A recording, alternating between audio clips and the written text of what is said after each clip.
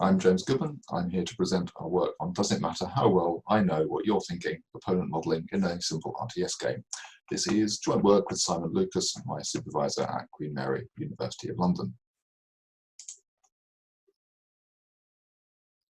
Opponent modelling is where we're in an environment with other agents, opponents or potentially cooperative, and we believe we can do better if we can predict what they're going to do, and hence we have an opponent model that we use to predict their actions and hence make better actions ourselves.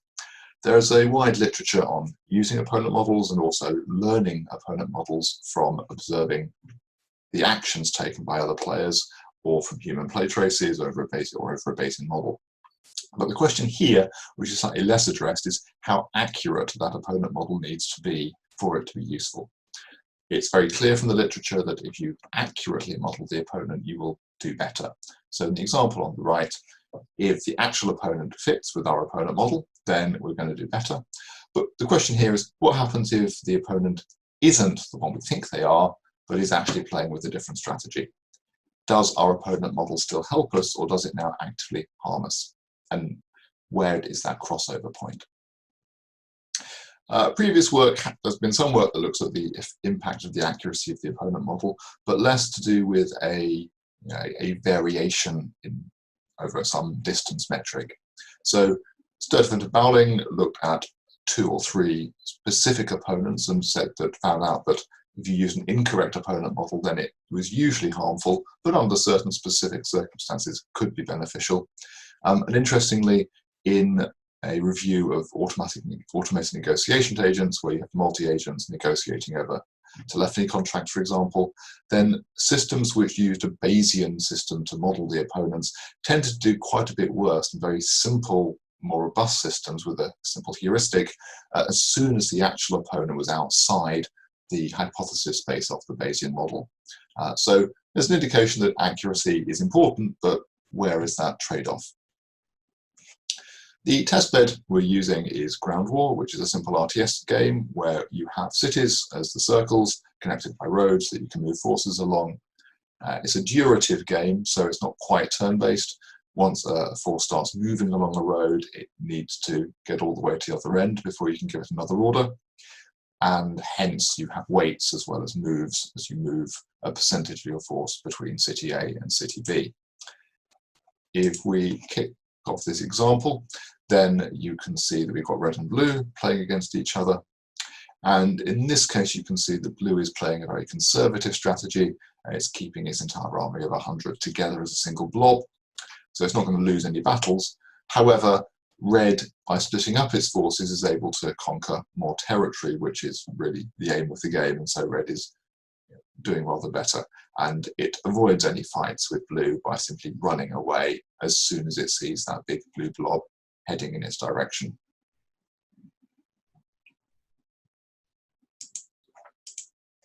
The 2 algorithms we look at are Rolling Horizon and Monte Carlo Tree Search, which are very common in the game AI field, so I don't want to go through those in much detail here. Rolling Horizon is a 1+1 evolutionary strategy, and what it does in the setting we've got here is it rolls out has a genome of up to 4 actions in the future. And then after 50 iterations, it will execute the action in the real environment that corresponds to the first action, the best plan. And the way we convert this into a genome is we have an arbitrary numeric genome, and then we take 4 digits. The first 2 we take as the origin city, the 7th city in this case, the target being the 3rd city clockwise in this example, and then the final digit is the percentage of the force we take with us. So in this case, it will be 30%. Any invalid move order is converted into a weight order using the last set of digits, so that the agent can plan to wait until the force arrives before it moves it on somewhere else. The second one is Monte Carlo Tree Search. Again, a very common algorithm. Given the action space, we do need to make a couple of modifications and make it as comparable as possible to the Rolling Horizon side. So what we do is we use exactly the same genome generation approach. We generate 20 completely random, distinct actions from 4-digit codes, make sure they're all distinct, and then use that set of 20 actions as the action space at each of the nodes in the tree, and that's generated independently for each node. The crucial point here is that compared to Rolling Horizon, Monte Carlo tree search is a little bit more myopic. It only looks forward a couple of steps with 50 iterations, whereas Rolling Horizon is always looking at up to 4 actions in the future. So it's planning ahead, potentially in a more fragile fashion, 4 actions in the future. The opponent models we use are defined by 3 sets of parameters. We have a 2 numeric offense and defense rating. So offense between 1 and 10. An offense rating of 10 means that it will only attack if it outnumbers the opponent by at least 10 to 1. So very conservative. And an offense rating of 1 is very aggressive and will attack even the slight outnumber of the opponent. And the defense rating controls how rapidly it will withdraw if faced with an attack. And then the action priority provides a little bit more flavor in terms of, does the agent consider reinforce and redeploy actions to support a node that's under threat, or to redeploy an army for an attack on a later tick. As we see in the results, it turns out to be only the offense rating that makes much difference in the results, so that's the crucial one.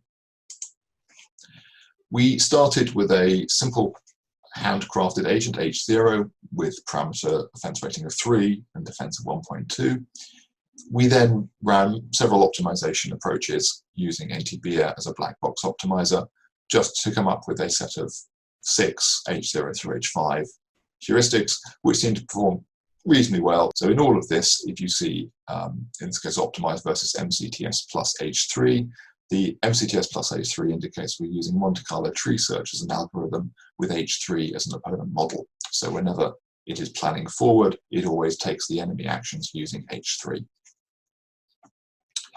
In this paper, we're just looking at really H0 and H3. We found that those really covered all of the strategies from all 6 of these, and they were sufficiently distinct to give slightly different behaviors, and just to check for the robustness of some of the results. We ran 2 sets of experiments. The first set is looking specifically at the accuracy. So the question we're trying to answer here is, does an opponent model only provide benefit if it's accurate, and how rapidly does that benefit tail off as the accuracy or as the inaccuracy increases? What we did was we fixed the opponent either H0 or H3 for both of the algorithms. We then varied the opponent model of offense and defense. So we took a 10 by 10 grid, 10 ratings of offense and 10 of defense. So that's 100 different settings of the opponent model. And then we ran many games for those and to see how the performance varied.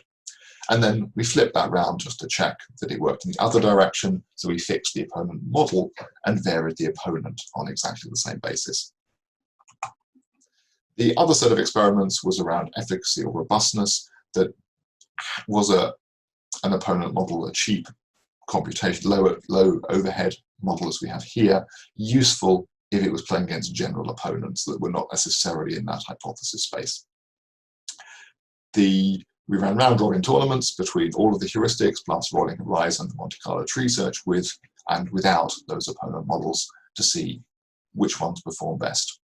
Now in the results in this presentation, we're focusing on the accuracy ones, which provide most of the insight. The efficacy results are in the paper, but they don't provide much additional insight beyond the conclusions we can draw out of the accuracy experiments.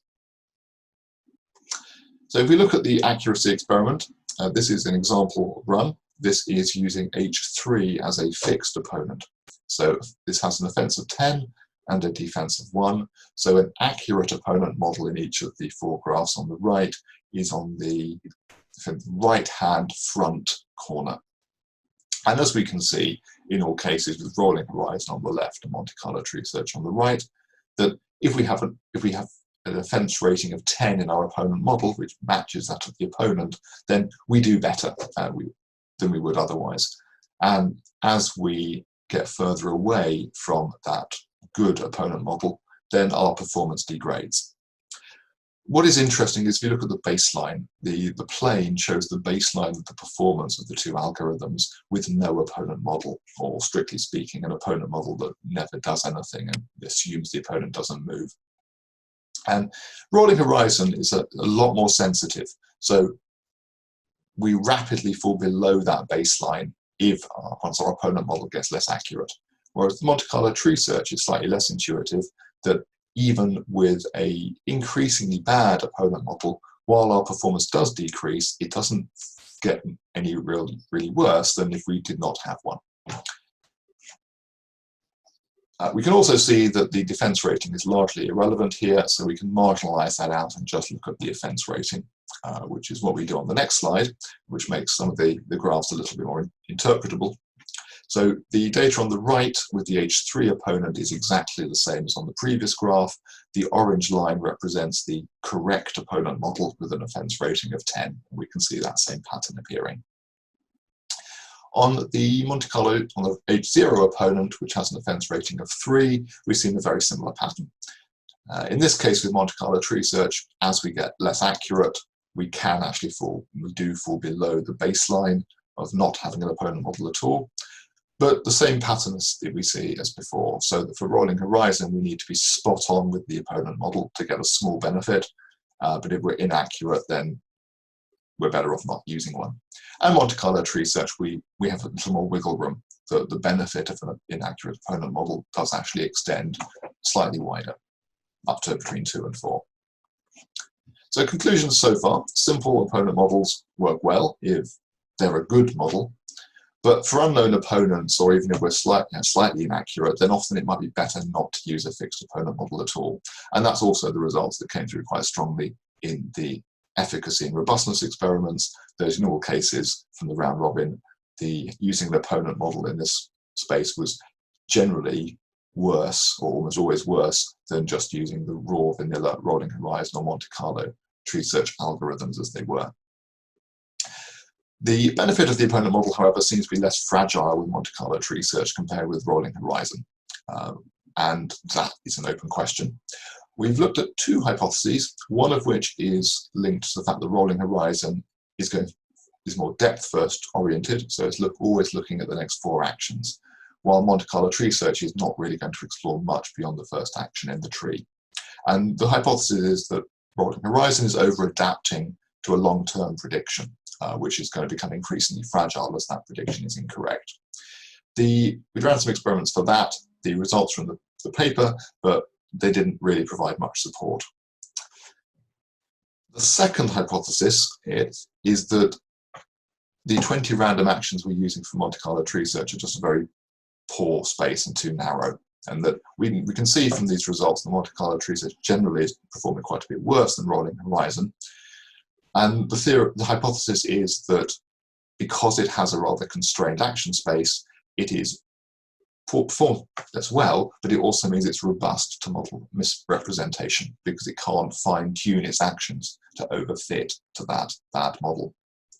So to test this hypothesis, and this isn't in the paper because it's work that we've done since then, is we took, rather than use the 20 random actions, we amended that to use a sensible set with some domain knowledge. So we look at all possible moves and then just use a third, 2/3, and all of your force, and then some standard wait times. So in most cases that reduces the number of actions, but it does increase it in the late game. And we use that action space for comparability with both Monte Carlo tree search and Rolling Horizon. And in the results on the right, what we can see is at the top, as we move on the left from Rolling Horizon with the full action space to Rolling Horizon with a filtered action space, then what we seem to do is some sort of regularization. So we can no longer get as much benefit because we can no longer adapt quite so perfectly to a correct opponent model. But on the other side, if our opponent model isn't that good, then we're no longer over-adapting to it and we don't perform quite as badly as before, although it's still better not to use an opponent model. And in Monte Carlo tree search, again, performance increases, but we also see that we still have some benefit. So that modifies the conclusions to say with 3, we can overfit to an opponent model, but we can regularize that partially by constraining the action space. Open questions for future work are, does this extend to other domains? And what are the actual reasons, in this case, why Monte Carlo tree search still seems to benefit? Thank you for listening.